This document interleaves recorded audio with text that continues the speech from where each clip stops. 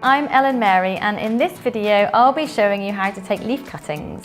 Some plants can be propagated from a whole or from part of a leaf, which is an easy way to increase numbers of your favourite indoor plants. Leaf cuttings are best taken early in the growing season, from spring to early summer, although some can be propagated at any time of the year. Always select healthy, young, fully grown foliage. Avoid any damaged, diseased or leaves affected by pests. The materials you will need for this are a cutting board, a knife, a seed tray, a propagator or clear plastic bag, some pots, cactus compost and some fine grit. There are two types of cuttings you can take, part leaf and whole leaves. Part leaf cuttings are suitable for plants such as Streptocarpus, Sansevieria and Sinningia.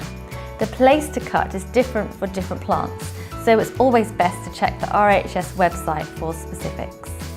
Here we have a Streptocarpus, and I will be showing you how to cut up leaves to make leaf cuttings on which new plants will form.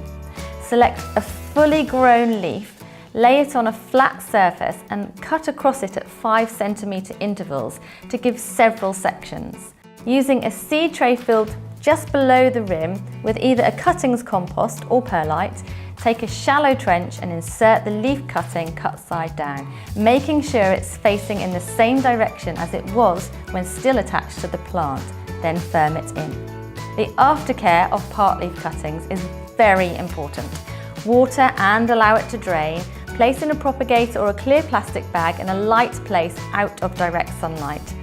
Leaf cuttings from tropical plants must be kept in high humidity at about 20 degrees Celsius.